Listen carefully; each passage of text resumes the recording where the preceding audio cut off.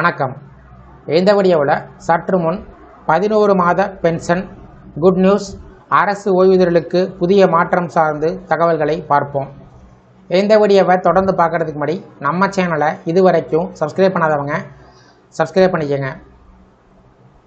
அரசு ஓய்வூதியர்களுக்கு வழங்கும் ஓய்வூதியம் இனிமேல் ஒவ்வொரு மாதமும் அந்த மாதத்தின் கடைசி வேலை நாளில் அவர்களின் வங்கிக் கணக்கில் வரவு வைக்கப்பட வேண்டும் என்று மத்திய நிதியமைச்சகம் உத்தரவிட்டுள்ளது. நீண்ட காலமாக ஓய்வூதியர்கள் பலரும் ஒரு பொதுவான பிரச்சனையினை எதிர்கொண்டனர்.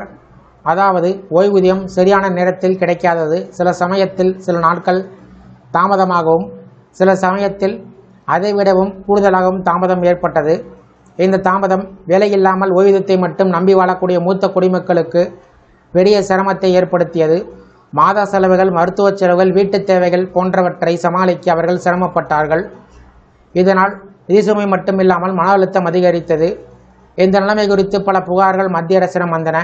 இதனை தீவிரமாக எடுத்துக்கொண்ட மத்திய நிதியமைச்சகம் உடனடி நடவடிக்கையை எடுத்து ஓய்வூதியம் வழங்க அங்கீகரிக்கப்பட்ட அனைத்து வங்கிகளுக்கும் ஒரு அலுவலக குறிப்பை அனுப்பியது.